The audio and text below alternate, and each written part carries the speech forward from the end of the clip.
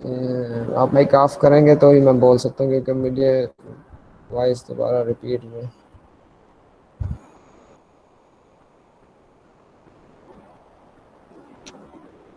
हाँ जी, प्रेजेंटेशन सबको शो हो रही है ना? जी सर। चलो यस सर। ठीक है। तो इसमें हमने क्या मालूम करना है जी? Quantity and composition of waste stream. तो डब्ल्यू हमने मालूम करना है, उसके अंदर जो जो चीज़ें जा रही हैं वो भी मालूम करनी है। तो all the distillation unit solution क्या है, shown in figure below is comprised of more than one unit of equipment. You can select a system to include all the equipment inside the system. Consequently, you can ignore all the internal streams for this problem.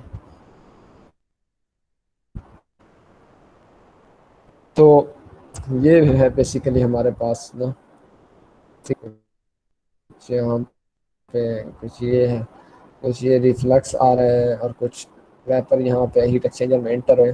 तो हम लोगों ने सिर्फ इस area को consider करना है। यहाँ पे जो डॉटेड लाइन हमने बाउंड्री लगाई है ना, तो इसके अंदर जितनी चीज़ें आएंगी, जितने भी स्ट्रीम्स आएंगी, हम उनको जो है ना सर इसको कैलकुलेट जूम तो करेंगे, कर जैसा लें। कि ये जूम कर लें सर, थोड़ा सा नजर नहीं आ रहा। चलेगी। तो सिस्टम बाउंड्री है जी हमारे पास, ठीक है। और इसका अच्छा तरीका ये होता है कि मैंने आप लोगों को ऑलरेडी ये दी हुई है, तो आप अपने सिस्टम में भी साथ में अगर साइड पे ऑन कर सकें तो वहाँ पे भी हो सकता है। चले, अब आपको नज़र आ रहा होगा, मैंने इसको स्लाइड शो में कर दिया है।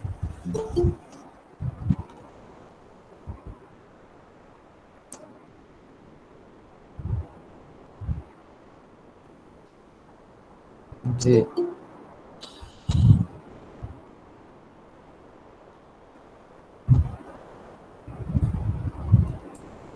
तो इसमें हमारे पास फीड हमें बता दी गई है कि 1000 किलोग्राम पर आवर है, उसमें बेंजीन 35% है और 65% उसमें टोलिन है, ये हमें गिवन है। और इसके अंदर अब हमने ये देखना है कि डिस्टिलेट है हमारे पास, उसमें क्या कहते हैं जो प्रोडक्ट जो है ना, पी जो है, इसको डिस्टिलेट को प्रोडक्ट कहा गया है, पी वो किलोग्राम पर आवर में निकालना है हमने। और क्या है जी, हमें इसमें और क्या क्या हमें मिल रहा है जी? 85% बेंजीन मिल रही है, 15% टोलिन मिल रही है। तो और हमें क्वेश्चन के अंदर एक बात ये बताई गई थी कि जो ये देखें, whereas the distillate flow rate was 10% from the feed flow rate। मतलब जितनी भी फीड आ रही है उसका 10% जो है ना, वो उसके अंदर है, डिस्टिलेट के अंदर है। यहाँ यानी कि यहाँ पे 1000 आ रहा है, तो इसका 10% यहाँ पे प्रोडक्ट में हमें मिल रहा है। तो इसको इजीली हमने, अब दूसरा ये बॉटम पे वेस्ट है हमारे पास, इसमें सारी इसकी यानी कि डब्ल्यू भी मालूम करना है ओवरऑल, और उसके बाद बेंजीन की कंपोजिशन भी निकालनी है और टोलिन की कंपोजिशन भी निकालनी है। सबसे पहले हमने ओवरऑल बैलेंस लगाया है। तो उसमें क्या है कि F is equal to P plus W, F enter हो रहा है पी, और डब्ल्यू जो है ना हमारे पास एग्जिट स्ट्रीम में है। तो input is equal to output में ये हो गया 1000 में गिवन था, प्लस P100। ये कैसे आया?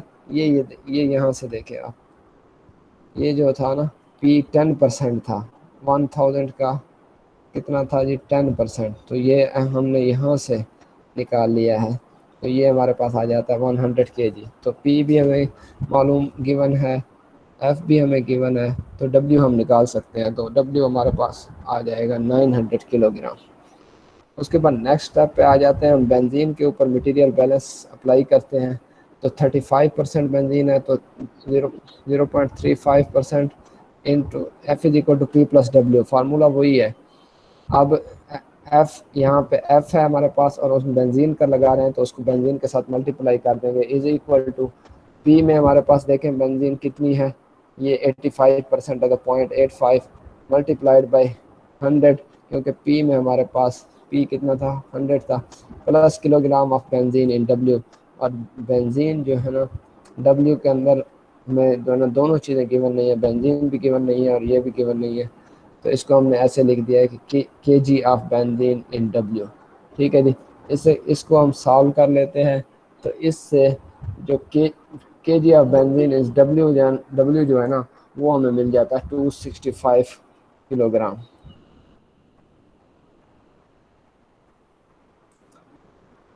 नेक्स्ट हम क्या करते हैं जी, टोलीन को मटेरियल बैलेंस अप्लाई करते हैं। तो उसमें क्या होता है कि 65% यहाँ पे है, 65% हमारे पास यहाँ फीड के अंदर है, और 15% हमारे पास जो है ना डिस्टिलेट या प्रोडक्ट के अंदर है, और यहाँ पे हमें मालूम नहीं है। तो हम इसको कह देते हैं kg of toluene in W। तो क्योंकि ये हमें मालूम ही नहीं है, तो इसलिए इसको अब सॉल्व करते हैं। तो हमें इससे हमें kg of toluene in W मिल जाती है, तो 635। अच्छा, अब ये देखें W क्या होगा, इन दो को अगर टोटल करें तो वो टोटल W हो जाएगा ना, क्योंकि जो कुछ टोटल है तो उसका ये जो भी मतलब इसमें चीज़ें जा रही हैं उन सब का टोटल W होता है। जो भी आप कहें स्ट्रीम होती है, उसका जो टोटल है ना, ये टोटल होता है, और ये उसकी जो भी बाकी चीज़ें होती हैं उन सब की कंपोजिशन होती हैं। तो यहाँ से हम जो है ना इन दो को अगर ऐड कर दें, डब्ल्यू बेंजीन का जितनी बेंजीन है डब्ल्यू में और जितनी टोलिन है डब्ल्यू में, तो हमें इससे ओवरऑल डब्ल्यू हमें मिल सर आपकी जाएगा। आवाज़ साफ नहीं आ रही। तो इससे जो है ना हमारा तो इससे ओवरऑल जो है डब्ल्यू ना हमें मिल जाएगा 265 plus 635 is equal to 900 kilogram. Sir आपकी आवाज़ नहीं आ रही, बिल्कुल भी आवाज़ नहीं आ रही है यहाँ पे। भाई भाई आपका माइक खराब है, यार हमको आ रही आपका है आवाज। यार आपका नहीं साफ आवाज।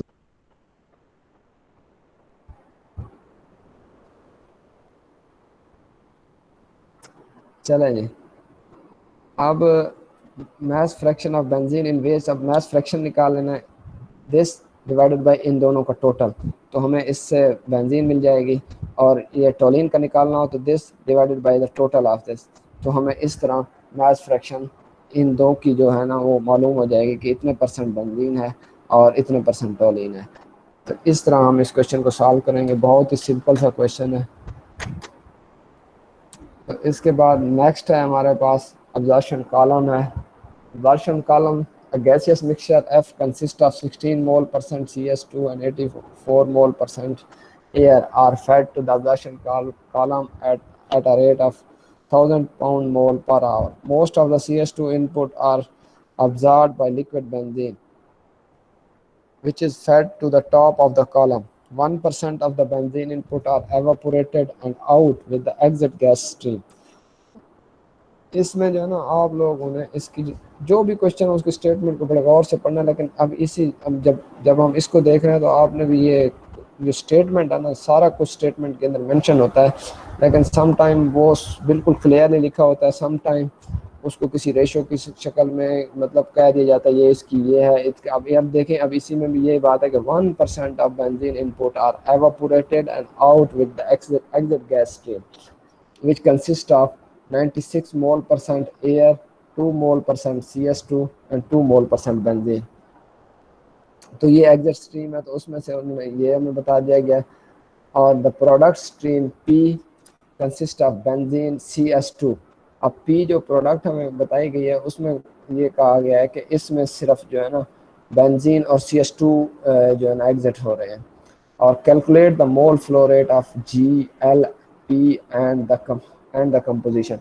तो हमें अब जी भी मालूम करना है, एल भी मालूम करना है, पी भी मालूम करना है। अब आप इसमें से देख रहे होंगे ये जो एग्जांपल है बाकी एग्जांपल से काफ़ी डिफरेंट है, क्योंकि इनमें देखें तीन चीज़ें इंटर हो रही हैं, लेकिन उस तीनों चीज़ें डिफरेंट पॉइंट से फिर हमें मिल रही हैं। यहाँ पे सिर्फ बेंजीन मिल रहा है, यहाँ पे बेंजीन और CS2 मिल रहा है। यानी कि ये ऐसा नहीं है कि एल से भी बेंजीन भी हो, एयर भी हो और CS2 भी हो, और इसी तरह पी से बेंजीन भी हो, एयर भी हो और CS2 भी हो। ऐसा नहीं है, यहाँ पे एयर नहीं है, यहाँ पे एयर और CS2 नहीं है।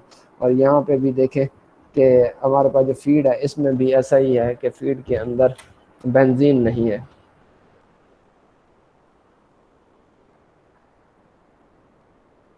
ठीक है जी। अब आ जाते हैं जी टाई कंपोनेंट के बारे में लास्ट टाइम मैंने कहा था, तो शायद किसी ने पढ़ा हो। तो टाई कंपोनेंट ये ऐसा होता है, टाई कंपोनेंट उसको कहा जाता है, मतलब वो एक स्ट्रीम से इंटर हो और एक ही से एग्जिट हो तो ही टाई है। अब ये देखें, एयर यहाँ से सिर्फ इंटर हुई है एफ, और जी से एग्जिट हुई है, यहाँ पे भी एयर नहीं है और यहाँ पे भी नहीं है। तो न्यूमेरिकल में इसको हम ऐसे लेते हैं कि जो है ना वो सिर्फ एक स्ट्रीम से इंटर हो और एक स्ट्रीम से एग्जिट हो।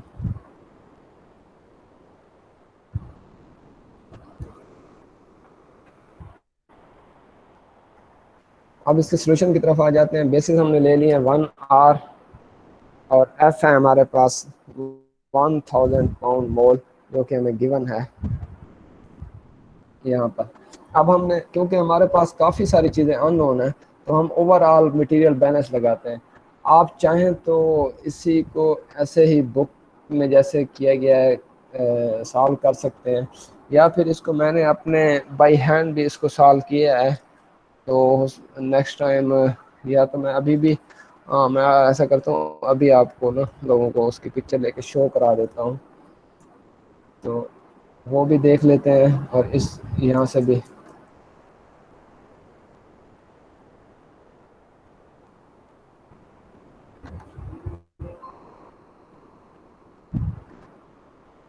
अगर नज़र आए तो उम्मीद है कुछ ना कुछ नज़र आ जाएगा।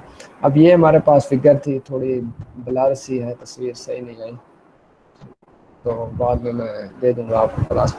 तो 96% एयर है, CS2 है, 2% बेंजीन है, यहाँ पे 1% बेंजीन है, और जो है ना ये L है, ये P है, बेंजीन है, CS2 है, ये हमें गिवन है। अब हमारे पास ओवरऑल बैलेंस क्या होता है, इनपुट आउटपुट। तो आप देखें इनपुट में एक यहाँ से इन हो रहा है और L भी इन हो रहा है, F और L इन हो रहे हैं, F plus L is equal to output G और P। P भी आउट हो रहा है, एग्जिट पे जा रहा है, और G भी एग्जिट पे जा रहा है। तो ये हमारे पास ओवरऑल मटेरियल बैलेंस है जी, F plus L is equal to G plus P। तो हमने क्या किया, जो जो चीज़ें हमें गिवन है वो हम उसमें लिख देते हैं। हमें सिर्फ F गिवन है, L, G और P की कोई वैल्यू गिवन नहीं है। तो इस वजह से हम क्या करते हैं, एयर का बैलेंस लगा देते हैं, क्योंकि एयर टाई कंपोनेंट है, सिर्फ दो, एक स्ट्रीम से इंटर हो रही है, एक स्ट्रीम से एग्जिट हो रही है। तो इसलिए अब देखें 0.84% हमारे पास यहाँ F में है, मल्टीप्लाइड बाई 1000 कर देते हैं। L में एयर है ही नहीं। G में कितनी है जी, जो एग्जिट यहाँ से हो रही है 96% है, 0.96 इंटू जी, प्लस P में है नहीं तो ज़ीरो। ये L और P दोनों टर्म ज़ीरो हो जाती हैं, तो हमारे पास हम आसानी से G कैलकुलेट कर लेते हैं। G is equal to 0.84 divided by 0.96, तो हमारे पास 875 आ जाएगा। ये अगर में भी पॉइंट्स वगैरह ना लिखे हो तो इसमें परेशान होने की ज़रूरत नहीं है, इसको मल्टीप्लाई किया गया है तो 840 आ गया। तो जी उसमें से आ जाता है 875। अब क्या करते हैं, हम दूसरा बैलेंस लगा देते हैं CS2 पे, CS2 के ऊपर लगा देते हैं। CS2 अब देखें, CS2 हमारे पास तीन स्ट्रीम की, G में भी है, F में भी है, P में भी है। तो G के अंदर इसकी 2% है और F के अंदर 16% है, और CS2 में हमें पता नहीं है, यहाँ पे 0 है। तो L तो ऑटोमेटिकली 0 हो जाएगा। बाकी देख लेते हैं, 0.16% इंटू 1000 F के अंदर है, प्लस इधर जो दूसरी स्ट्रीम L है वो उसमें 0 है, और जो G है उसके अंदर अगर G की वैल्यू अब हमें मालूम है तो 875 इंटू 0.02% है। और इसको इसके अंदर P के अंदर उस हमें मालूम नहीं है, तो हम उसको X कंसीडर कर लेते हैं। हम उसको लिख देते हैं कि ये X है, तो ये क्या हो जाता है, XP हो जाता है। तो इसको सॉल्व करें तो हमारे पास, यानी कि इसको 0.616 इंटू 1000 ये आ जाएगा 160, और plus 0 is equal to 875 into 0.02। तो 875 मल्टीप्लाइड बाई 0.02, तो वो होता है 17.5। तो XP प्लस XP है, तो XP इसको हम इधर इस दूसरी साइड पे ले जाते हैं तो माइनस हो जाएगा, ये 160 है, माइनस दिस हो जाएगा। तो हमारे पास यहाँ पर पता चल जाएगा कि कितनी है बेंजीन, 17% बेंजीन एवापोरेट हो रही है। इसी तरह अब L, यहाँ जब हमारे पास बेंजीन का पता चल जाता है, एक्सक्यूज मी सर, जी जी एक इसमें दफा यही पूछना था कि हमने एयर को जी के इक्वल क्यों किया है, क्योंकि जी तो इक्वल होगा ना, उसमें जो 2% बेंजीन और वो दिया हुआ है उनको भी सब एक मिनट, हम आप करें तो फिर हमारे पास जी टोटल आना चाहिए, लेकिन हम एयर को ही जी क्यों कह रहे हैं? हम एयर को जी नहीं कह रहे, क्योंकि देखे ना, जी के अंदर क्या है हमारे पास, ये है, एयर है, CS2 है, बेंजीन है, एफ है। देखिए इधर भी हम एयर की परसेंटेज ले रहे हैं और इधर भी, तो टोटल क्या होता है, तो जी होता है ना टोटल, क्योंकि और हमारे पास कोई दूसरा मेथड नहीं है, इसी तरह ही सॉल्व होगा ये। आप जो बात कह रहे हैं कि हम अब मतलब इनका टोटल 1 करें और वो एफ होगा, और इसका टोटल 1 करें तो वो एफ होगा, आप ये कहना चाह रहे हैं, लेकिन इसके अलावा कोई और मेथड है नहीं, यही ही मेथड है, ऐसे ही सॉल्व होगा। ठीक है जी, अब यहाँ से जो है ना हम ठीक है।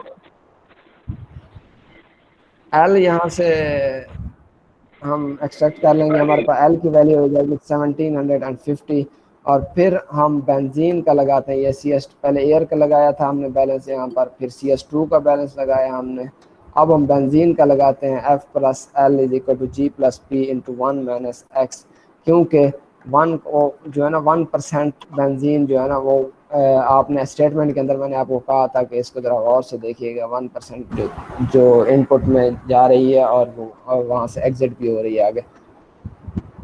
तो अच्छा, इसमें अब इसको आप लोगों ने देख लेना है कि एफ़ के अंदर हमारे पास क्या क्या है, बेंजीन नहीं है, इसलिए एफ़ ज़ीरो हो गया है, एफ़ की जो भी वैल्यू होगी वो मल्टीप्लाई करेगी बेंजीन के हिसाब से, तो वो ज़ीरो हो जाएगी। एल हमारे पास 1750 है जो हमने कैलकुलेट कर लिया, जी हमने ऑलरेडी कैलकुलेट किया हुआ है, इन सब की सिर्फ वैल्यूज़ पुट कर देनी है। पी इधर से हमारे पास पी एक्स आ जाएगा, ये कुछ चीज़ें यहाँ पर मैंशन ना हो तो पी माइनस पी एक्स है हमारे पास, उसकी वैल्यू हमारे पास आ जाएगी। अब पी एक्स कैसे निकाला है, ये जो है ना आप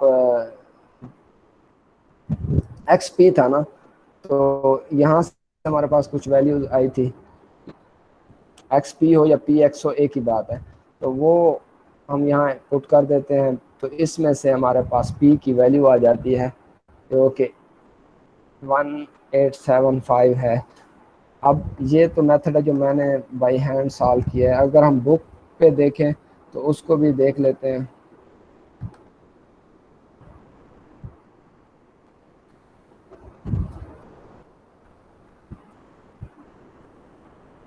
तो ये वही एयर बैलेंस लगाया था, क्योंकि ये चीज़ें शॉर्ट करके लिखते हैं सिर्फ वो एफ जी करके, तो हमने सारी टोटल बैलेंस लगाते रहे हैं, जहाँ पे ज़ीरो था वो भी मैंने आपको शो कराया। तो अब यहाँ पे देखें बेंजीन मटेरियल बैलेंस लगाया है, तो वही सेम जी की वैल्यू निकाली है उन्होंने 875 इंटू 0.02, तो वहाँ से 17.5 पाउंड मोल आ गया है। और क्या नाम है बेटा आपका, ये जुबैर, हाँ मोहम्मद जुबैर। अब मैंने आपको जी उसे जी भी, सर। आपका जो क्वेश्चन है ना वो यही है कि हम ओवरऑल बैलेंस देख रहे हैं और लगा एयर पे रहे हैं।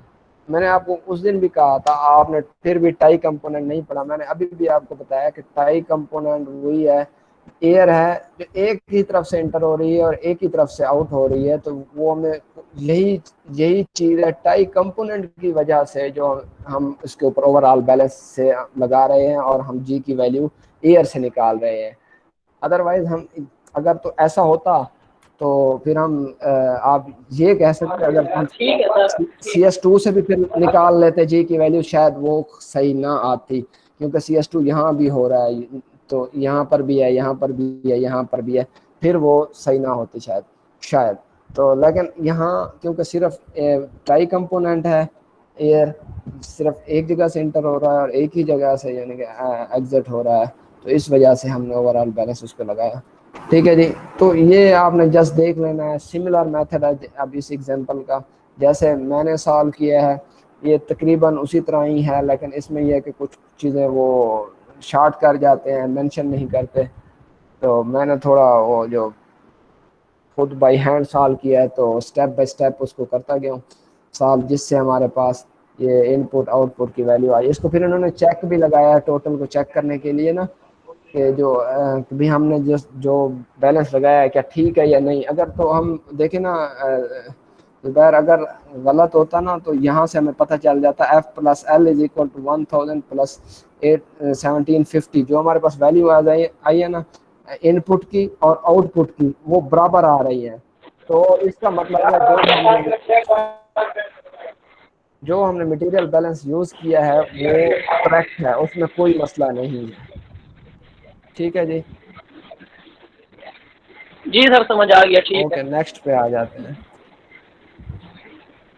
Mixing of battery sulphuric acid. अब ये एक थोड़ी डिफरेंट सी एग्जांपल आ गई है, इसमें आप देख रहे हैं कि 3 डिफरेंट सिचुएशन हैं, डिफरेंट हालत में है जी बैटरी। अब क्या है जी, पहले में क्या है कि simple, you are asked to prepare a batch of 18.63% battery acid as follow. A tank of old weak battery acid H2SO4 solution contained 12.43% H2SO4. The remainder is pure water. यही बता दिया। क्या कहता है कि जी 12.43 और ओरिजिनल सोल्यूशन अब यहाँ पर है हमारे पास, हम इसकी बात हो रही है कि 12.43% कितना है जी, H2SO4 है। बाकी द रिमाइंडर क्या है जी, जितना भी इसका 100 में से माइनस कर लें वो वाटर है। ठीक है, वो हम माइनस करके खुद ही लिख देंगे। If 200 kg of 77.7% H2SO4 is added to the tank and the final solution is to be the 18.63% H2SO4। कहता है अगर हम उसके अंदर ना 200 kg 77% ऑफ H2SO4 डालें, H2SO4 की क्या है परसेंटाइल के 77.7, तो बाकी क्या हो जाएगा, तो ये 22.3% वाटर है इसके अंदर।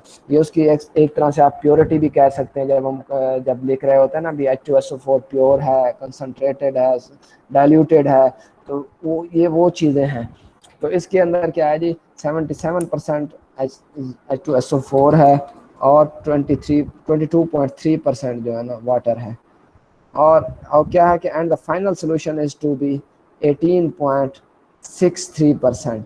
जो में फाइनल, जब हम इसको ऐड करते हैं इसके अंदर, तो हमारा फाइनल जो सोल्यूशन बनेगा वो क्या बनेगा, 18.63% बनेगा H2SO4, और बाकी क्या होगा, वाटर होगा।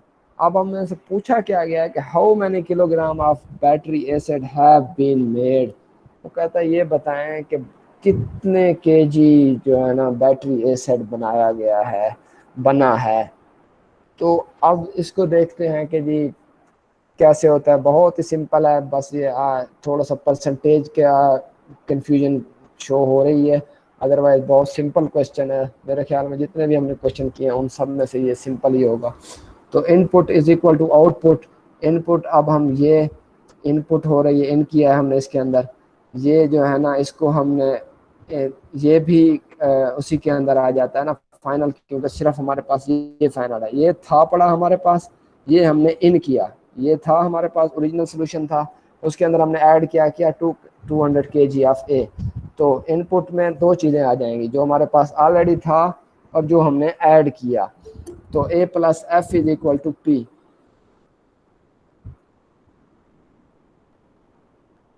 ए प्लस एफ इज जो हमारे पास मौजूद था बैटरी के अंदर और जो हमने ऐड किया, तो उसका क्या मतलब हुआ, ये दोनों चीज़ें हमारे पास इनपुट में आ गई, और आउटपुट में हमारे पास क्या होगा, जो फाइनल सोल्यूशन हमारा होगा वो आउटपुट होगा। तो अब देख लें, ए में हमने क्या है, हमारे पास हमें गिवन है 200 है plus F is equal to P, क्योंकि हमें एफ का भी पता नहीं है कितना है इसका सोल्यूशन, और जो है ना पी प्रोडक्ट का भी हमें पता नहीं है। तो अब आगे देखते हैं जी क्या होता है इसमें।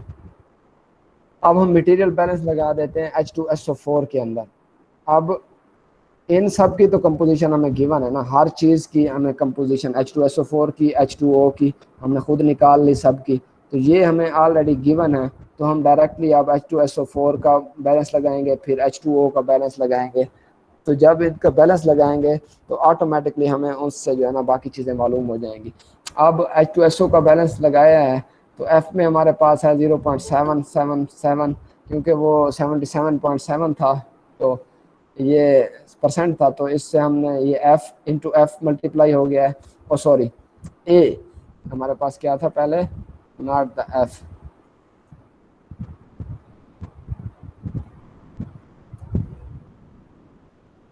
यहाँ पर ए में हम थे, क्योंकि हमारे पास जो ओवरऑल बैलेंस है A plus F is equal to P है।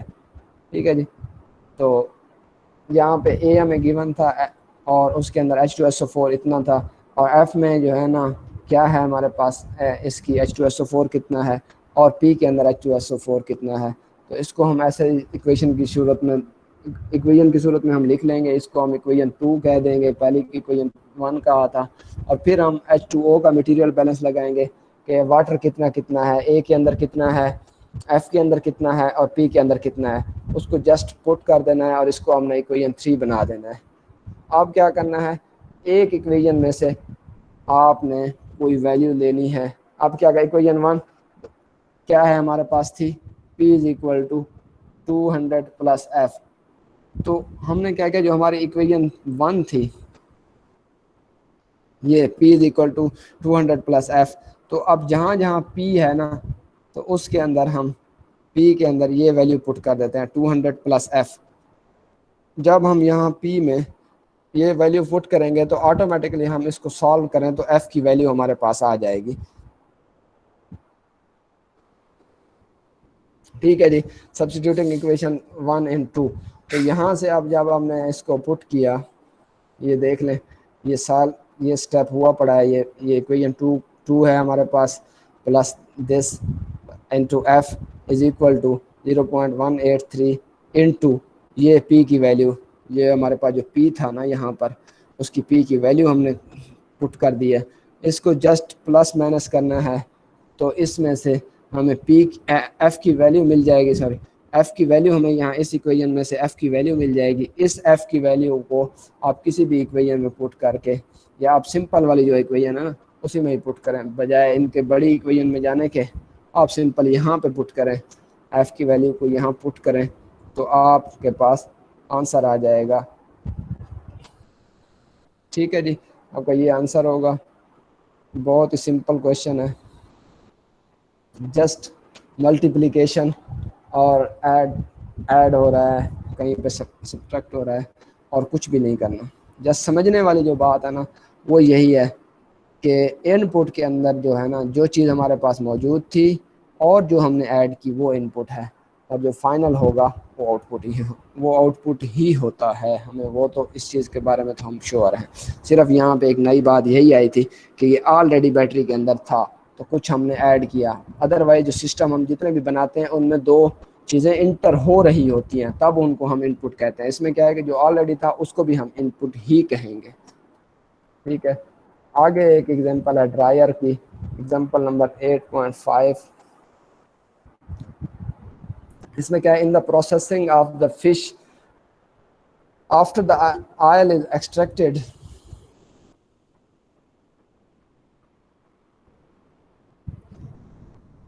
in the processing of the fish after the oil is extracted, the fish cake is dried in rotary drum dryer, finally the ground and packed. The resulting product contains 65% protein. Please ये mic जो है ना आप अपना of कर लें। 65% protein in a given batch of fish cake that contain 80% water। यानी कि जो हमारे पास फिश थी, फिश केक था या फिश थी, जो भी कह रहे हैं, फिश केक कह रहे हैं इसको, क्योंकि हमने फिश केक का लफ्ज़ जो वर्ड है ना वो यूज़ किया है। तो उसमें क्या है, 80% वाटर है, द रिमाइंडर इज़ ड्राई, बाकी जो है ना फिश केक है। ठीक है, और 100 kg of water is removed, 80% water है। नेक्स्ट क्या बात हो रही है, 100 kg of water is removed and is found that the fish cake is then 40% water. अगर 100% वाटर 100 kg वाटर रिमूव करने से क्या हुआ है, अब उसके अंदर 40% वाटर फिर भी बाकी रह गया है। तो इससे हमें क्या मालूम हो रहा है कि उसके अंदर 200 kg ऑफ वाटर था। इजीली हमें स्टेटमेंट खुद ही बता रही है। अब नेक्स्ट क्या कहता है, calculate the weight of the fish cake originally put into the dryer. Weight of जो है ना फिश केक हमने मालूम करना है जो ड्रायर में डाला गया था।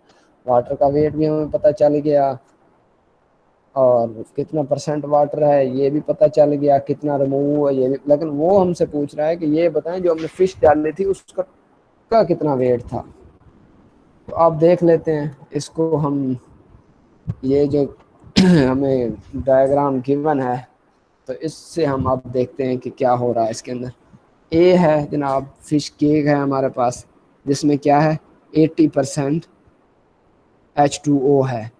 अच्छा ये BDC ये स्टार के साथ उसने कह दिया कि बोन ड्राई केक, यानी कि अगर 80% वाटर है तो 20% साउदर फिश केक होगा या बोन ड्राई केक जिसको वो कह रहा है वो होगा।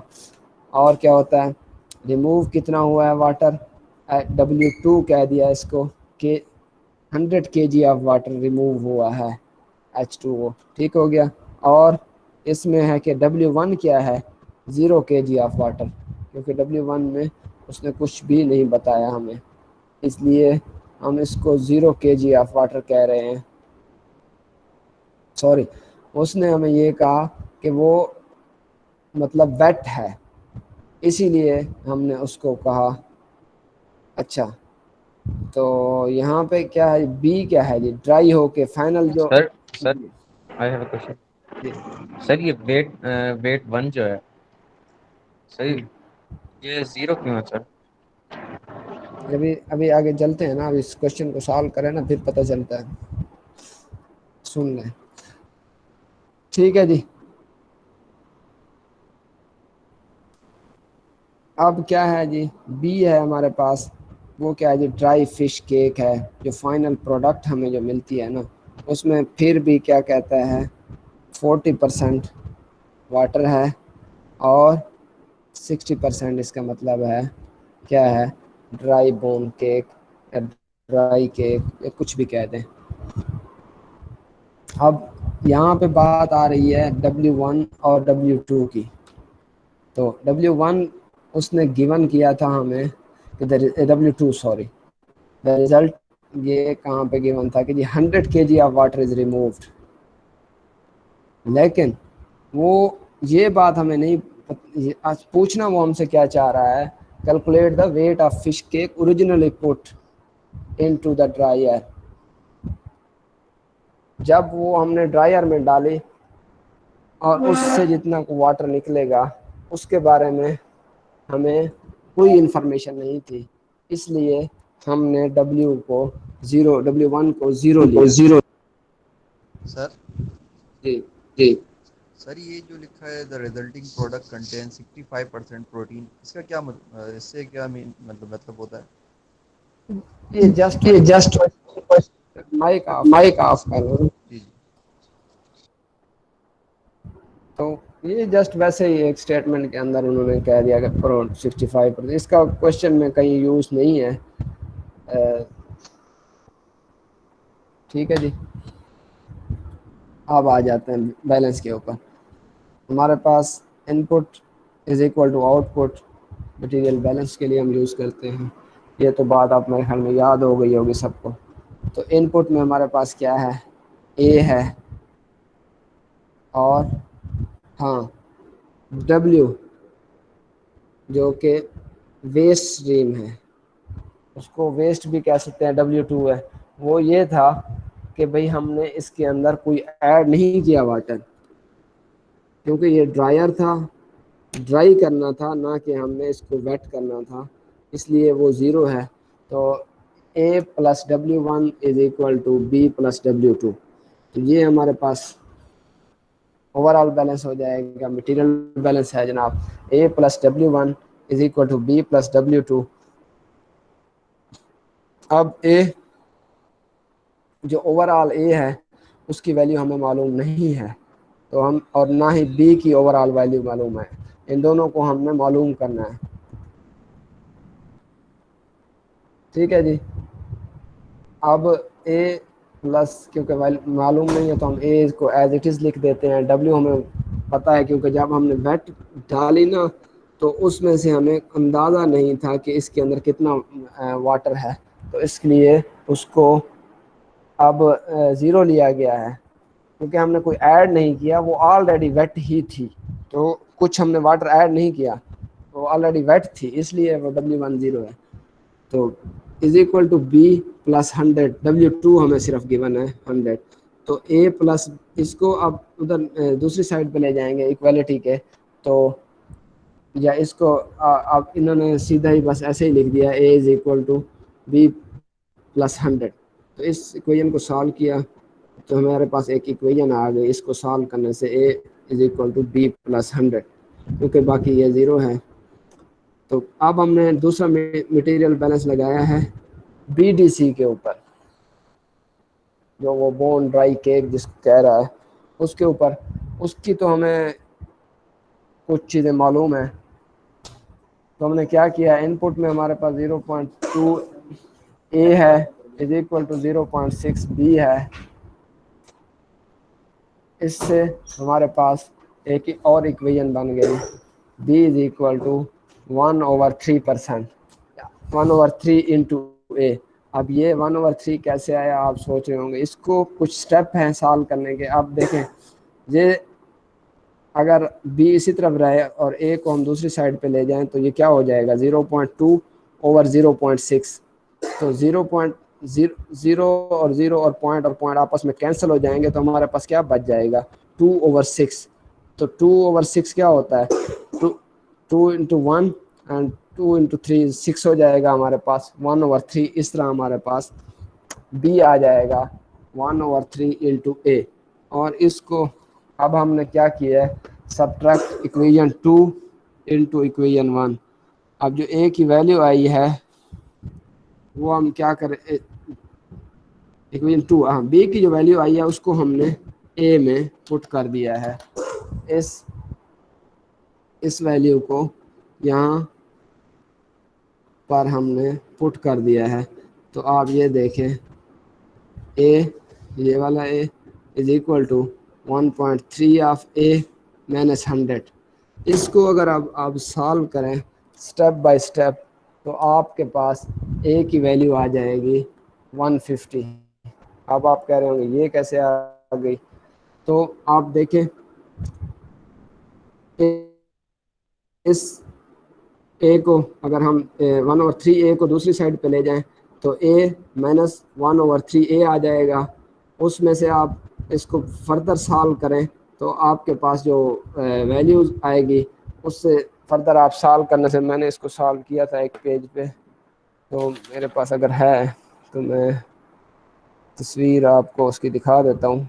हाँ, ये है, तो ये मैं आपको इसकी तस्वीर अभी दिखा देता हूँ कि मैंने इसको स्टेप वाइज कैसे सॉल्व किया है। तो इस तरह सॉल्व करने से आपके पास ये 150 आ जाएगा, और इस 150 को ए की वैल्यू को अगर हम यहाँ पे पुट करें तो हमारे पास बी की वैल्यू आ जाएगी जो कि 50 kg होगी। हाँ जी, समझ आया है?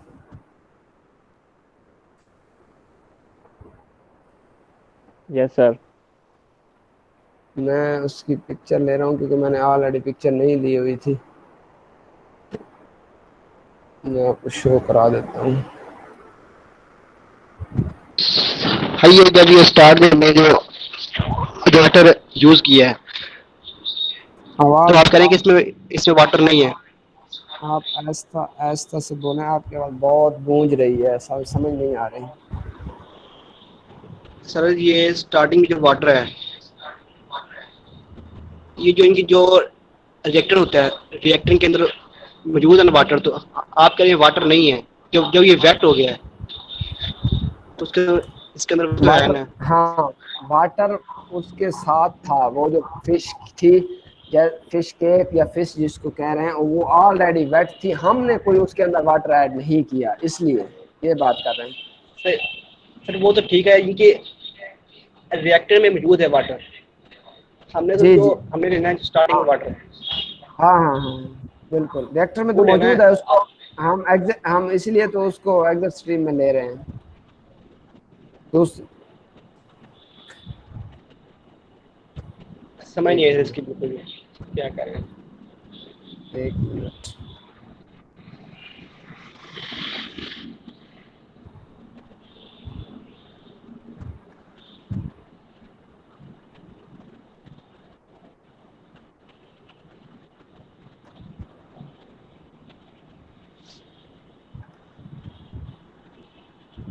ये क्वेश्चन है जिसको स्टेप बाय स्टेप मैंने सॉल्व किया है, आपको नज़र आ रहा होगा। ये बीडीसी का बैलेंस है।